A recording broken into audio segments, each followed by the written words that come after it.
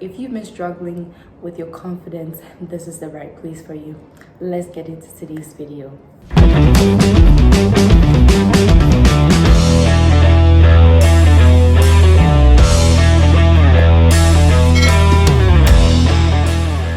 Hi guys, welcome back to my channel. If today is your first time, my name is Araba. I make content about lifestyle, immigration, and educational stuff. So if you are very much interested in any of the things that I've mentioned, you're at the right place. So welcome. And to my regular subscribers, I do love you very much and thanks for the support. Before I get into the video, I would like you to subscribe and like. This helps me get my videos across to many people. Thank you so much. Okay, let's get into today's video. In today's video, I'll be talking about 8 ways or tips and tricks to boost your confidence. So the first thing I'm going to talk about is walking 25% faster. So if you really want to boost your confidence and feel like you are confident and you are where you need to be, then you need to walk a bit faster. It gives the impression that you have somewhere to be. You are confident in who you are. So you don't have to be running a marathon, or you have to be going as fast, but then walk with a purpose. Walk like you have somewhere to be. The second thing I'm going to talk about is talk slowly. Normally we are tempted to talk faster to make it look like we know what we are talking about, but look at the people that talk slowly. Look at the people that are on these TV shows. They talk for you to understand what they are saying. So for you to make sure that you are getting your ideas across to your receiver, you need to take your time to talk and make sure that you articulate your thoughts, whatever you're about to say, so that it comes out right, so that you would eliminate things like it brings that feeling that you do not know what you're talking about, but in actual terms you might just know what you're talking about. You're just not taking your time to get your ideas and words out. The third thing I'm going to talk about is accomplishing small goals. So I know it's very much cliche to say, oh, accomplish small goals, and I know it's not that easy, but start doing little things like doing your morning devotion if you're a Christian in the mornings, or laying in your bed, or making sure that you charge all your gadgets before you sleep, or making sure that you are not sleeping with your gadgets on your bed and charging them. Waking up to see that your phones are charged and it's not by your bedside. It's a feeling of you being, prim and proper and doing things the right way. When you come back home and you see that your bed is laid, you feel like, I'm doing something right. So start by doing small things in your head. It kind of tells you that you are owning who you are. You are making things go well for you. The fourth thing I'm going to talk about is dressing nicely. We all know that this is very, very important. Honestly, for me, it's very important because days that I do not dress well, I feel less confident. I feel like I need to hide. I need not to be in the mix of people. But in actual sense, if you actually dress well, make sure that your hair is looking nice, you're looking smart, and you're looking good for you, when you step out there, you feel more confident because you know that you look good. You know that heads will turn and go like, oh, this girl looks really prim and proper and nice.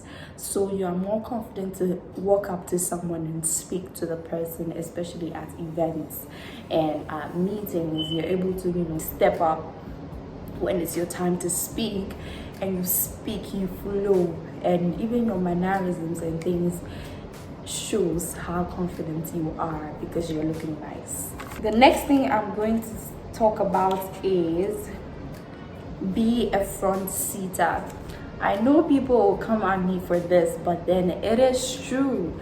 If you really want your confidence to, go up there, You need to be a front seater at meetings, at classes, and other events. Be at the front, be engaging. You thinking being at the back as a shy person is better for you is not gonna help. Like, I've realized that when I sit at the front seat, I am able to ask questions more because I am interacting with my teacher and I'm talking to my teacher, and I don't have to look to the whole classroom. I can just be like this and then ask my question with the class here. So I don't necessarily have to see the whole classroom, but I'm at the top, like in front of the class, and I'm more confident to talk. It works like magic. The next thing I'm going to talk about is practice making eye contact. This has not been easy for me because it is weird. It was weird for nursing. Has helped me because you need to practice eye contact in nursing. You need to be able to look at the other person and tell, like, kind of like read them, you know. I've been able to practice eye contact with people, especially with males. I did not like having eye contact with males. I don't know why, but then I did love it. It was just like nerve-wracking for me. But then I've realized that lately I'm able to, you know, make eye contact and talk to the other person without feeling scared or having any anxiety or anything like that. So it's been awesome. It shows that you're confident in who you are. The other person will see that you're confident in who you are. Yeah. The next thing I'm going to talk about is practice speaking up at every meeting. So you need to speak up at every meeting. It's not necessarily like everybody has their own days. Like, there are certain days that you do not want to speak, you just want to listen, and that's okay. But then try to speak at certain meetings, try to ask questions, try to listen to the person's presentation and try and figure out the possible questions that you could ask pertaining to what the person is saying that makes sense. You know, you don't necessarily have to ask any question that doesn't make sense. You need to ask a brilliant question. So while the person is presenting or the person is teaching, ask questions that is like smart, you know. So speak up at every meeting, make a comment, say thank you for coming, really appreciate you. Even if it's not a question and you have, maybe you have like a contribution, you can also say, I have a contribution that I would like to add to what she said, and heads will turn, like they're like, oh my. And especially when you say something that's very brilliant, please practice that. And yeah, it's not as nerve-wracking as we think. It's actually very easy. So the last thing I'm going to talk about is empower yourself with knowledge. Knowledge is beautiful. Like, as a woman, as a man, or as a human being, you need to empower yourself with knowledge. You need to check updates, what's going on. You don't necessarily have to be on your phone 24/7 looking for knowledge, but then make sure that you're reading something new every week, even if it's not a book, but maybe like a PDF or something about, you know, life, about what's going on around the world. Feed yourself with knowledge. Everybody is getting the same things in life, like, you know, materialistic stuff. But then what will make you stand out is the amount of knowledge you have. As a person, you speak, and then people will wonder, like, where is this person from? Like, I want to be this person's friend. You need to be that type of person where you speak, and then people will wonder, like, how old is she? How old is he? Like, that he's speaking, you know, the way he's speaking. So empower yourself with knowledge. That is all for today's video.